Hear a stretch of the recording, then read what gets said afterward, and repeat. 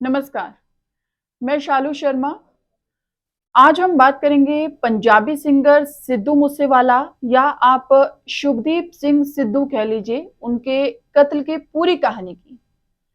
29वें जन्मदिन से ठीक पहले यानी कि 11 जून को मूसेवाला का जन्मदिन आता है और वो 29 साल के हो जाते, लेकिन 29 साल के होने से पहले 29 मई को उनकी गोली मारकर हत्या कर दी गई।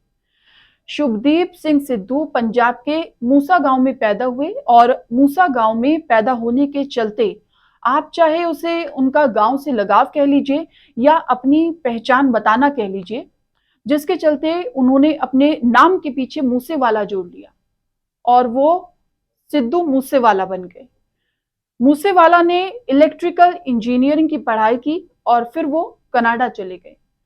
कनाडा में रहकर अपने करियर की शुरुआत उन्होंने की और शुरुआत में मूसेवाला गाने लिखा करते थे और उनका जो पहला गाना था जो उन्होंने लिखा था वो लाइसेंस के नाम से था और इसको पंजाब के मशहूर सिंगर निंजा ने अपनी आवाज दी।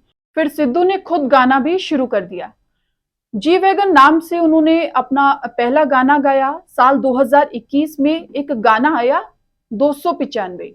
अब सवाल यह है कि मूसेवाला की हत्या के पीछे 295 का मतलब क्या है। कुछ लोगों का मानना है कि सिद्धू ने इस गाने में अपनी मौत की तारीख पहले ही बता दी। सोशल मीडिया पर इसकी खूब चर्चा भी हुई कि 295 है क्या आखिर। हालांकि जो 295 है वो आईपीसी की एक धारा है, पर इस समय 295 को ऐसे देखा जा रहा है कि सिद्धू की मौत जिस दिन हुई वो महीने का 29वां दिन और मई का मतलब 5वां महीना, और ये बन जाता है 295। 28 साल के इस गायक ने कम समय में काफी खूब नाम कमाया। उनके हर गाने पर करोड़ों व्यूज देखे जाते हैं। कहते हैं इंसान को उसकी मौत की आहट है ना, पहले से ही हो जाती है। अब इसे मात्र एक आप संयोग कह लीजिए कि मौत से पहले 15 मई को उनका गाना था द लास्ट राइड रिलीज हुआ और 29 मई को मौत। गाने के लिरिक्स में सिद्धू कह रहे हैं कि जवानी में ही जनाजा उठ जाएगा, मौत न जाने कब दस्तक दे दे। खैर अब बात सिद्धू की मौत पर कर लेते हैं। 28 साल के इस पंजाबी सिंगर ने अपने गानों के जरिए पैसे कमाए और फिर गैंगवार से मौत की कहानी पूरी फिल्म में दिखती है। जिस एक्टर की जिंदगी बिल्कुल सही चल रही थी, अचानक एक एक्टर के दुश्मन कैसे पैदा हो गए। इसके पीछे की जो वजह सामने आई है वो दो गैंग के बीच दुश्मनी। पहला गैंग लॉरेंस बिश्नोई और उसके साथी गोल्डी बरार। दूसरा गैंग देविंदर बम्बिहा। लॉरेंस बिश्नोई एक गैंगस्टर जो मौजूदा समय में नॉर्थ इंडिया के बड़े गैंगस्टरों में गिना जाता है।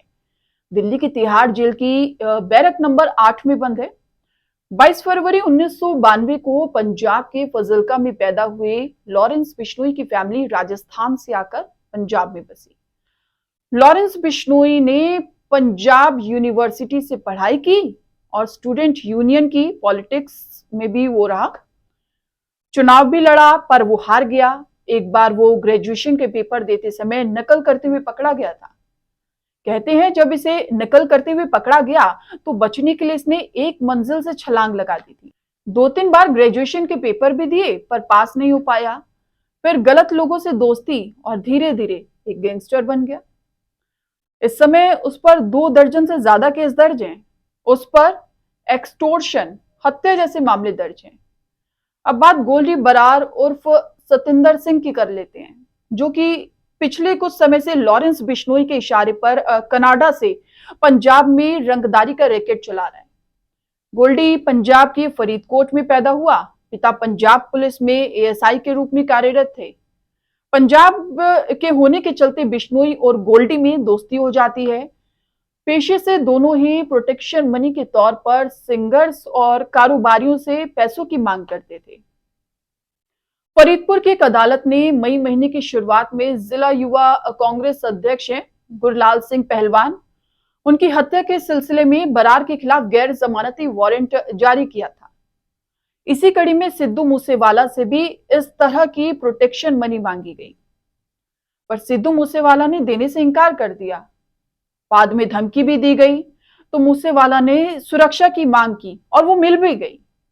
साथ में वो अपनी भी बॉडीगार्ड लेकर चलते थे, एक बुलेट प्रूफ गाड़ी भी ले ली। सब कुछ सही चल रहा था।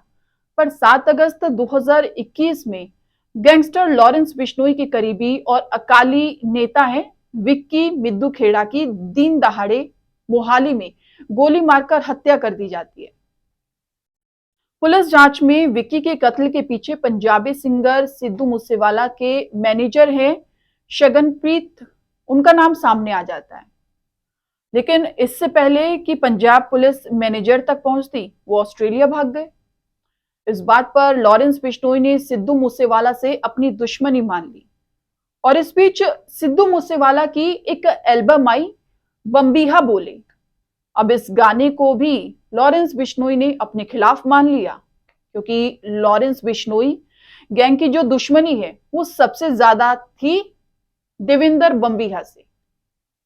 और गाने के बाद लॉरेंस बिश्नोई को लगा ये देविंदर बम्बीहा पर है, तो फिर दुश्मनी और भी ज्यादा बढ़ जाती है। ये दो चीजें ही सिद्धू मूसेवाला और लॉरेंस बिश्नोई के बीच दुश्मनी का कारण बनी।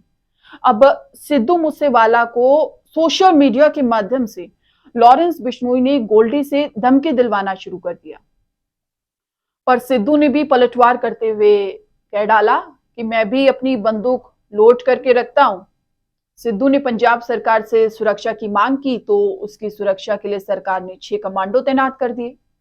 इसके बाद सिद्धू सिंह मूसेवाला ने पॉलिटिक्स ज्वाइन की और नवजोत सिंह सिद्धू के नजदीक होने के कारण वो कांग्रेस में भी शामिल हो गए थे।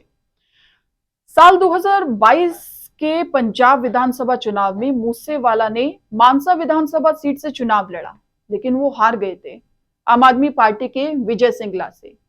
पंजाब में इस समय आम आदमी पार्टी की सरकार है, जैसे कि आप सभी जानते हैं, और सिद्धू मूसेवाला की मौत से एक दिन पहले पंजाब की आम आदमी पार्टी की सरकार ने 400 से ज्यादा वीआईपी की सुरक्षा का रिव्यू किया और सिद्धू मूसेवाला की सुरक्षा से 2 कमांडो हटा दिए गए।